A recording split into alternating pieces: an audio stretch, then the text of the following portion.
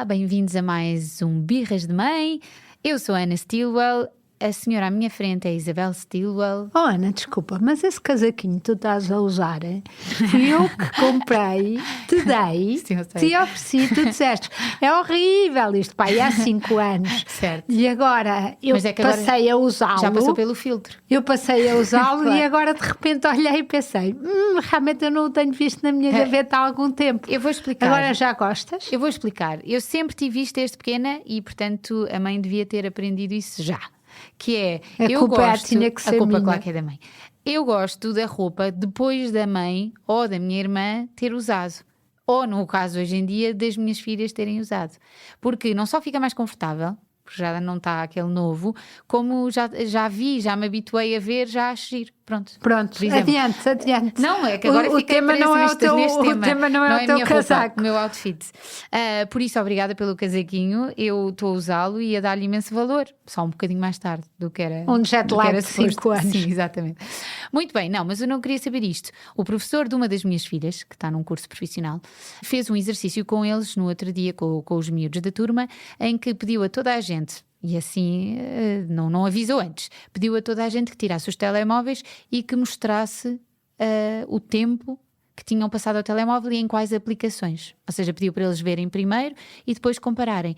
E foi muito interessante porque, ao contrário do que nós achamos, a maior parte dos miúdos preocupa-se com isto. Ou seja, é uma preocupação que têm.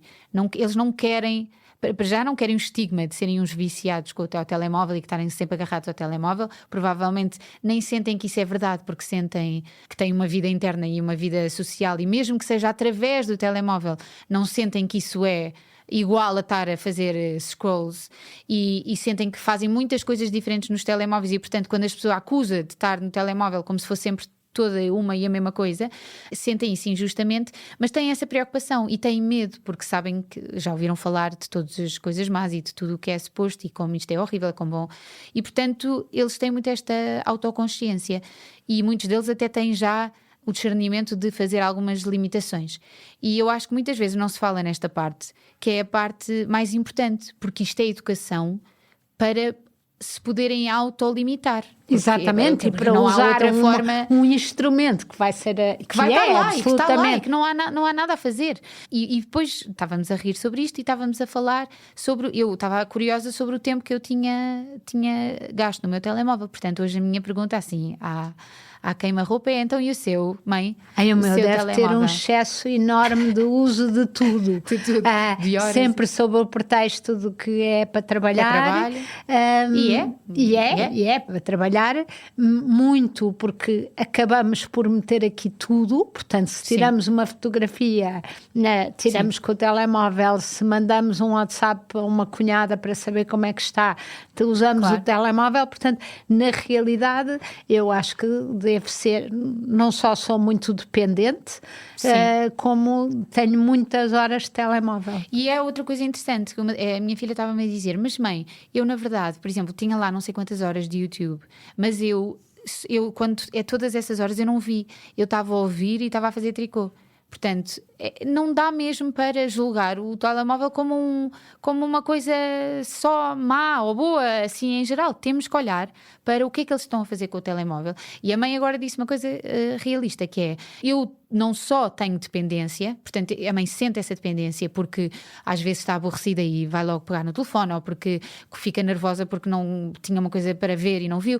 Isso é dependência, e esses sentimentos de incapacidade de esperar, nós temos que os ajudar a identificar, para não ser uma coisa banal, ou seja, ter esta consciência. Eu dou por mim no supermercado, na fila do supermercado, que falta uma pessoa à minha frente e eu não sei o que fazer, já não consigo estar quieta, já não e consigo com estar o que se quieta. perde, por exemplo, nos transportes, eu reparo, era uma fonte enorme de inspiração. Exato. E também de conexão com os outros. Eu ia no comboio de Lisboa a Sintra e fazia amigos, entre aspas, sim. e trocava, havia histórias e pessoas. E às vezes estou a chegar ao Rossio a pensar, nem sei onde é que estive. estive, exato, nem onde é que, quer dizer, porque estive numa bolha lá dentro. Nos Estados Unidos da América, Exatamente. ou na Ucrânia, ou Exatamente. numa outra coisa, e não estive ali. E não passou, exato. E passei ao lado das pessoas e elas de mim.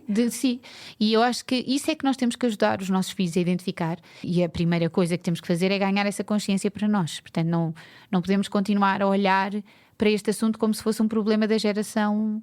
Mas curiosamente esta semana vi no The Economist um artigo exatamente a dizer: deixe lá o tempo que os seus filhos passam no telefone, concentre-se, mas é no tempo em que os seus pais estão no telefone. Portanto, tu deves estar preocupada com o tempo que eu estou no telefone, porque enquanto, dizem eles, os mais novos estão, como tu dizes, numa relação de telefone e de vida, misturado, social e toda misturada. Por outro lado, as pessoas preocupam-se com o tempo que os jovens estão no telefone, porque é tempo que tiram a estudar, ou é tempo que tiram a fazer outras atividades que as pessoas acham importantes, e são, e portanto que são numa altura de sociabilidade, etc, e que não são podem importantes, ser substituídas. mas na geração, que é o que o artigo do Economist fala, com estudos dos reformados, supostamente não estão a tirar tempo a nada porque não têm nada que fazer.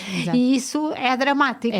O não terem nada que fazer. É dramático não ter nada que fazer. Muito mais do que o estarem no telemóvel. Exato. E por outro lado, eles dizem que se por um lado os mais velhos, e fizeram estudos, não caem na desinformação de informação porque já têm um quadro de valores que lhes permite perceber já vi este extremo, vou por outro lado, tem mais memória histórica, etc, etc.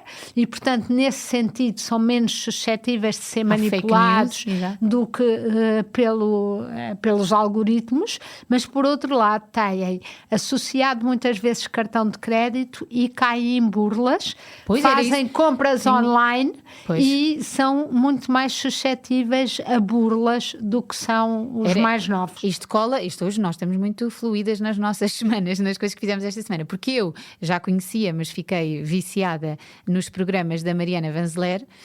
E um deles que eu vi agora, a última, era sobre um senhor... Que a Mariana Vanzeler é uma jornalista, que é extraordinária. De investigação do underworld, portanto, de todos os mundos do mercado, do mundo do crime e de mercados negros e de contrabando. E então, um dos episódios que era da National Geographic, de uma série que se chama Trafficking, ela conta uma história e vai explorar uma história sobre um senhor de 70 anos que tinha perdido a mulher, estava bastante deprimido e que recebeu uma daquelas e-mails de tem uma herança para receber, sim. Mas em vez de ter uma burla só online, ou seja, ele disse que não tinha dinheiro para pagar e como não tinha dinheiro para pagar, eles disseram não faz mal, nós pagamos-lhe uma viagem até Moçambique e aqui assina os papéis e vai poder fazer.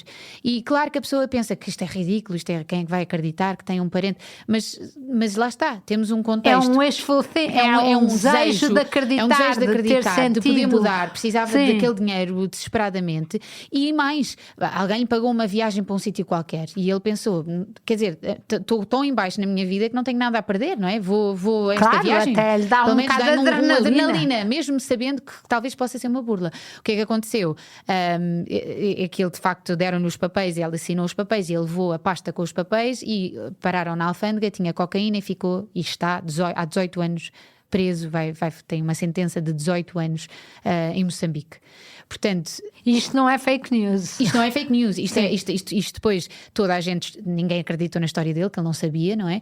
Mas a Mariana Vanzeler fez esta investigação e descobriu que não é, isto é mesmo uma organização que escolhe estas vítimas, que eles chamam estas mulas secretas, mas que não sabem, ou seja, são blind mules, portanto, são senhores americanos ou do mundo ocidental que não criam nenhumas suspeitas a passar a alfândega, nem sequer sabem, portanto não estão nervosos, passam a alfândega e muitas das vezes passam com isenção. Desta vez ele foi apanhado e é inocente. E depois, claro que em Moçambique ninguém fez um mínimo de um esforço para perceber se era, não era verdade, se não era.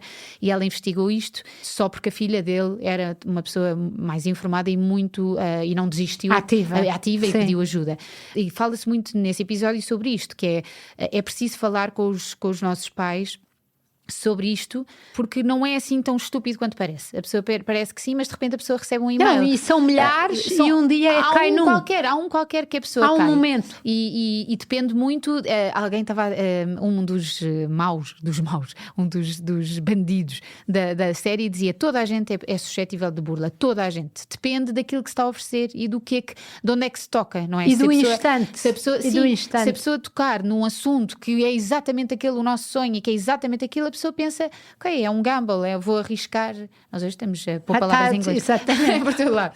Isto para dizer que, então, mãe, eu vou começar a supervisionar e a fazer aquelas por controle parental para velha. Sim, deve haver, de certeza. Tu andas muito tempo no telemóvel e estás a ver muitos podcasts em inglês. Exatamente. É verdade, Estás a voltar os teus anos da escola. É verdade, o Saint-Tómico em que eu começo sim. Mas é uma coisa curiosa, porque no outro dia eu estava a falar com a minha filha e estava a dizer, ai meu Deus, há um estudo que mostra como as crianças hoje em dia estão a falar brasileiro por causa dos YouTubes que vêm. Isto é horrível. Eu já viste, uma pessoa começa a falar o tempo de horas que tem que ver. E ela virou-se para mim, do alto dos seus 15 anos, e disse, mãe, mas a verdade é que se fosse inglês toda a gente achava espetacular. Se uma criança... Um pai diria assim, bem, a minha filha, já viram com o YouTube, sabe falar fluentemente inglês, fala inglês lindamente e aprendeu a falar inglês. Pois se ela perceber que, a questão é se ela percebe que é uma outra língua, ou se deixa de falar como o português do Brasil e o português, o português de Portugal é diferente e pode misturar e deixar de falar o português de Portugal, e é nesse sentido. Sim, mas é verdade que nós temos um preconceito. Se falar inglês e se foi aprender inglês no YouTube sozinha, ouviu filmes e aprendeu inglês, nós achamos espetacular. Estar a falar português do Brasil é porque teve a ver YouTubes e temos um julgamento sobre isso. Portanto, a questão é, o que é que, e não sei se a mãe sabe isso, o que é que os mais velhos andam a fazer no telemóvel então? Os mais velhos andam muito nas redes sociais e... a fazer aqueles comentários cheios de emojis. Exatamente, cheios de emojis e de lacinhos. Em letra maiúscula. Em letra maiúscula. Parabéns, querida! Sim. Mas, por outro lado, sobretudo estamos a falar do WhatsApp, reativaram amizades que não tinham, continuam ligados aos filhos e aos netos que se calhar não os vêm visitar tanto, mas que passaram a contar-lhes partes da vida deles e a mandar fotografias. Sim, portanto, estão a ganhar muito em termos também, de sensação de pertença às pessoas. Agora, de facto, são... Portanto, no fundo é não deixar, como eu acho... fazer literacia. É darem-se ao trabalho de lhe explicar e de fazer literacia. E isso é um trabalho para os netos. É para os netos, não é para os filhos. Não é para os filhos, é para os netos, porque acham uma piada, têm imensa paciência, acham graça que a avó não sabe fazer isto ou aquilo. Eu já usufruo dos meus netos me ensinarem. Netos deste país já sabem, sentem-se aí ao lado da avó, façam um check do que é que ela está a fazer. Mas há uma ação que eu acho que é da Misericórdia de Lisboa, mas não tenho a certeza, em que recrutam jovens universitários para visitarem pessoas de terceira idade ou quarta idade e para lhes darem aulas de computador e de telemóveis. Eu acho que é uma ideia genial. Pois é. Sim. Até porque é uma oportunidade única de transformar a vida de uma semana, transformar a semana de uma pessoa mais velha que recebe a visita, de uma ou duas vezes de um universitário, e para ele é uma forma de voluntariado que muito...